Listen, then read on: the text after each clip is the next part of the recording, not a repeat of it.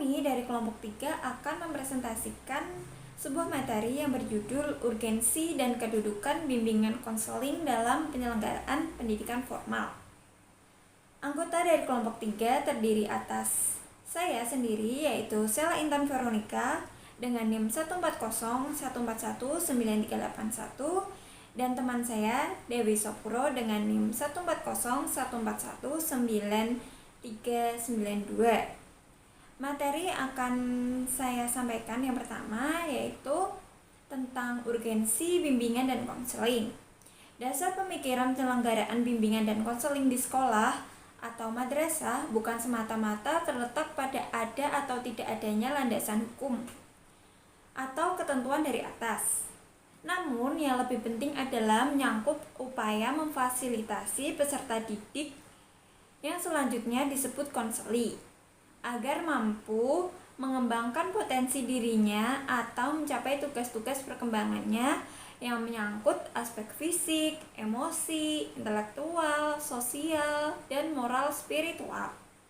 Konseli sebagai seorang individu yang sedang berada dalam proses perkembangan atau menjadi unbecoming, yaitu berkembang ke arah kematangan atau kemandirian. Selanjutnya, saya akan menjelaskan tentang kedudukan bimbingan dan konseling dalam proses penyelenggaraan pendidikan di sekolah. Dalam dunia pendidikan terdapat 3 wilayah atau bidang utama pelayanan bimbingan dan konseling yang tidak dapat dipisahkan, yaitu wilayah manajemen dan kepemimpinan, wilayah pembelajaran yang mendidik, wilayah bimbingan dan konseling yang memandirikan.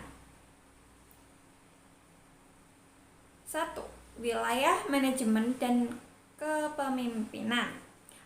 Wilayah ini meliputi berbagai fungsi berkenaan dengan tanggung jawab dan pengambilan kebijaksanaan serta bentuk-bentuk kegiatan pengelolaan dan manajemen sekolah seperti perencanaan, pengadaan, pengembangan staf, prasarana, dan sarana fisik dan pengawasan.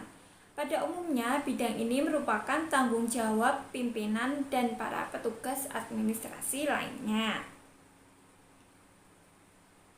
Selanjutnya, yang kedua, wilayah pembelajaran yang mendidik.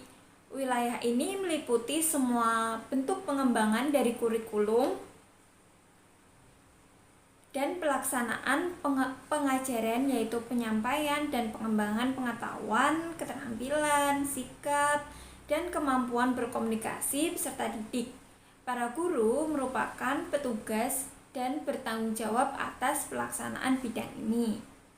Yang ketiga adalah wilayah bimbingan dan konseling yang memandirikan. Wilayah ini meliputi berbagai fungsi dan kegiatan yang mengacu pada kegiatan kesiswaan secara individual agar masing-masing peserta didik dapat berkembang sesuai dengan bakat, minat, potensi, dan tahap-tahap perkembangannya. Wilayah ini bertanggung jawab memberikan pelayanan peserta didik untuk memperoleh kesejahteraan lahir dan batin dalam proses pendidikan. Peserta didik sangat memerlukan bantuan untuk mencapai hasil pendidikan yang optimal. Selanjutnya adalah perkembangan optimum siswa. Wilayah konselor, standar kompetensi kemandirian untuk mewujudkan diri, yaitu akademik, karir sosial, pribadi, dan bimbingan konseling. Wilayah penghormatan bersama, yaitu misi bersama guru dan konselor dalam memfasilitasi perkembangan peserta didik seutuhnya dan mencapai tujuan pendidikan nasional. Wilayah guru, yaitu SKL mata pelajaran, meliputi pembelajaran bidang studi. Itu adalah tabel gambar kesamaan dan keunikan wilayah kerja guru dan konselor. Selanjutnya, untuk dapat melaksanakan kegiatan pembinaan pribadi peserta didik dengan baik diperlukan petugas-petugas khusus yang mempunyai keahlian dalam bidang bimbingan dan konseling. Dikatakan demikian karena beberapa alasan sebagai berikut. A. Ada beberapa masalah dalam pendidikan dan pengajaran yang tidak mungkin diselesaikan hanya oleh guru atau dosen sebagai staf pengajar. B. Pekerjaan melaksanakan masalah pribadi dan sosial kadang-kadang memerlukan keahlian tersendiri. C. Dalam situasi tertentu kadang-kadang terjadi konflik antar peserta didik dengan guru atau dosen. D. Dalam situasi tertentu juga dirasakan perlu suatu wadah atau lembaga untuk menampung dan menyelesaikan masalah-masalah peserta didik yang tidak dapat ditampung dan terselesaikan oleh peserta didik. Selanjutnya yang keempat, keunikan dan keterkaitan tugas guru dan konselor. Tugas-tugas pendidik untuk mengembangkan peserta didik secara utuh dan optimal sesungguhnya merupakan tugas bersama yang harus dilaksanakan oleh guru, konselor, dan tenaga pendidik lainnya sebagai mitra kerja. Sementara itu, masing-masing pihak tetap memiliki wilayah layanan khusus dalam mendukung realisasi dari pencapaian kompetensi peserta didik. Dalam hubungan fungsional, kemitraan antara konselor dengan guru antara lain dapat dilakukan melalui kegiatan rujukan atau referral. Selengkapnya, keunikan dan keterkaitan pelayanan pembelajaran oleh guru dan pelayanan bimbingan dan konseling oleh konselor dapat dilihat dalam matriks berikut ini. Matriks 1, kontribusi unik dan keterkaitan layanan guru dan konselor. Dimensi wilayah gerak pada guru khususnya sistem pendidikan formal, untuk konselor khususnya sistem pendidikan formal. Pada dimensi tujuan umum, pada guru pencapaian tujuan pendidikan nasional, pada konselor pencapaian tujuan pendidikan nasional. Pada dimensi konteks tugas, guru berkontribusi tentang pembelajaran yang mendidik melalui mata pembelajaran dengan skenario guru murid. Sementara konselor pelayanan yang mendirikan dengan skenario konseling konselor. Pada dimensi fokus kegiatan, pengembangan kemampuan penguasaan pada guru, pengembangan kemampuan penguasaan bidang studi dan masalah-masalahnya. Pada konselor, pengembangan potensi diri, bidang pribadi, sosial, belajar, karir, dan masalah-masalahnya. Hubungan kerja, pada guru, alih tangan atau referral, pada konselor, alih tangan dan referral. Selanjutnya akan dijelaskan oleh teman saya, Dewi Sopuro. Yang keempat, dimensi target intervensi. Individual, guru minim, konselor utama. Kelompok, guru pilihan strategis, konselor pilihan strategis. Klasikal, guru utama, konselor minim. Dimensi yang kelima, ekspektasi kinerja. Ukuran keberhasilan, guru pencapaian kompetensi lebih bersifat kuantitatif, standar kelulusan. Konselor kemandirian dalam kehidupan lebih bersifat kualitatif yang unsur-unsurnya sangat saling terkaiti. Pendekatan umum, guru pemanfaatan instruksional efeks dan natural efeks melalui pembelajaran yang mendidik. Konselor pengenalan diri dan lingkungan oleh konseling dalam rangka pengentasan masalah pribadi, sosial, belajar, dan karir. Skenario tindakan merupakan hasil transaksi yang merupakan keputusan konseling. Perencanaan tindak intervensi. Guru kebutuhan belajar ditetapkan terlebih dahulu untuk ditawarkan kepada peserta didik.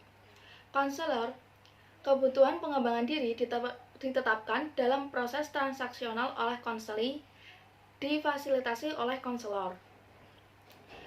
Pelaksanaan tindak intervensi. Guru penyesuaian proses berdasarkan respon idiosentrik siswa didik yang lebih terstruktur. Konselor penyesuaian proses berdasarkan respon idiosinkretik konseli dalam transaksi makna yang lebih lentur dan terbuka. Dibandingkan dengan seorang psikolog, seorang konselor memikul tugas dan tanggung jawab untuk menyelenggarakan layanan bimbingan dan konseling komprehensif yang berorientasi pengembangan dan pemeliharaan dan melayani seluruh peserta didik dengan kerangka kerja utuh yang dapat dirumuskan ke dalam komponen-komponen berikut ini. Yang pertama, komponen layanan umum. Yang kedua, komponen layanan responsif. Yang ketiga, komponen layanan perencanaan individual. Dan yang keempat, komponen sistem pendukung. Laporan contoh studi kasus dampak perceraian orang tua terhadap emosi dua anak di SDN Gembong 1, Kabupaten Tangerang. Identifikasi masalah. Responden 1. DM sering mengalami ketakutan saat bertemu dengan ayahnya. Hal ini yang membuat DM tidak suka untuk tinggal bersama ayahnya.